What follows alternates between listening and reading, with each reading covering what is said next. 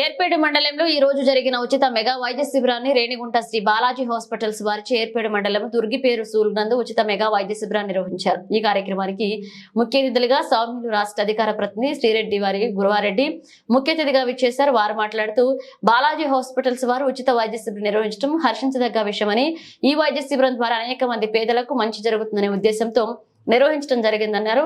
Hospital వారిని కొనియాడారు. ఈ కార్యక్రమంలో భాగంగా medical superintendent Balamurali, administrative Chandrashekar, marketing manager Kiran, Angaiah, Srikalahasti మండల తెలుగుదేశం పార్టీ సీనియర్ నాయకులు కామేష్ యాదవ్, శ్రీకాళహస్తి నియోజకవర్గ మహిళా అధ్యక్షురాలు కృష్ణవేణి తదితరులు పాల్గొన్నారు.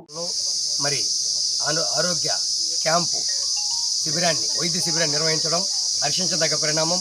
బాలాజీ హాస్పిటల్ ఆధ్వర్యంలో స్థానిక నాయకులైనటువంటి మునయ్య గారు, జయచంద్రారెడ్డి గారు, తిరుపాల్ రెడ్డి గారు, మిగతా ఉన్నటువంటి అందరు నాయకులు, అధికారులు వాళ్ళందరి సహకారంతో ఈరోజు పెద్ద ఎత్తున క్యాంపు నిర్వహిస్తున్నారు. దీన్ని స్వాగతిస్తున్నాం. మండలంకు చెందినటువంటి అందరూ నాయకులందరూ కూడా ఇక్కడికి రావడం జరిగింది. వారందరినీ కూడా స్వాగతం పలుకుతూ ఆ యొక్క అనారోగ్యం బారిన పడుతున్నట్టు ప్రస్తుత సమయంలో ఈ డెంగ్యూ లాంటి విష జ్వరాలు ప్రజ్వరిల్లుతున్న సమయంలో మరి ఈ యొక్క బీపీ, షుగర్, అదేవిధంగా మిగతా ఏదైనా విష జ్వరాలు ఉన్నా వాటన్నిటికి మందులు ఇచ్చి ఈ యొక్క బాలాజీ హాస్పిటల్కి చెందిన సూపరింటెండెంట్ గారు బాలమురళి గారి సౌజన్యంతో మరి కిరణ్ గారు, అదేవిధంగా అంకయ్య గారు, మిగతా పెద్ద పెద్ద నిష్ణాతులైన డాక్టర్లు అందరూ కూడా ఈ యొక్క క్యాంపు, అదేవిధంగా వాళ్ళ స్టాఫ్ వాళ్ళందరినీ సంపూర్ణంగా స్వాగతిస్తున్నాం.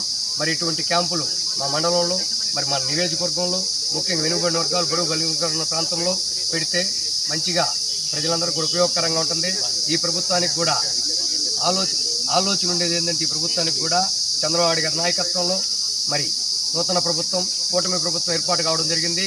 వైద్యానికి అత్యధిక ప్రాధాన్యత ఇచ్చే దాంట్లో భాగంగా మరి పెద్ద ఎత్తున ఆనాడు ఉమ్మడి రాష్ట్రంలో ముఖ్యమంత్రి ఉన్నప్పుడు వైద్య కళాశాల తీసుకురావడం జరిగింది. మళ్ళీ కూడా మన నియోజకవర్గంలో కూడా ఆ యొక్క వైద్య కళాశాలలు కావచ్చు, 100 పడకల ఆసుపత్రి కావచ్చు, వీటన్నింటినీ కూడా తీసుకొచ్చిన ఘనత అప్పటి ప్రభుత్వాన్ని 2014-19లో కూడా, అంతకుముందే 100 పడకల ఆసుపత్రి 2006లో తీసుకురావడం జరిగింది. ఈ విధంగా అభివృద్ధిలో ముఖ్యంగా భాగస్వామ్యం కావాలంటే సంపూర్ణ ఆరోగ్యం ఉండాలా. మనం ముందు సంపద సృష్టించాలన్న ఆరోగ్యపరంగా అన్ని సూత్రాలు పాటించి వైద్యుల పర్యవేక్షణలో వాళ్ళ సలహా సూచనలతో ముందుకు పోవాలా. ఇటువంటి వైద్య శిబిరాన్ని నిర్వహిస్తున్నటువంటి నిర్వాహకులకి, వారికి సహకరించినటువంటి గ్రామస్థాయి నాయకులకు అందరికీ నా హృదయపూర్వకమైనటువంటి కృతజ్ఞతలు తెలియజేసుకుంటూ జై హింద్, జై జన్మభూమి. థ్యాంక్ యూ సో మచ్ అండి.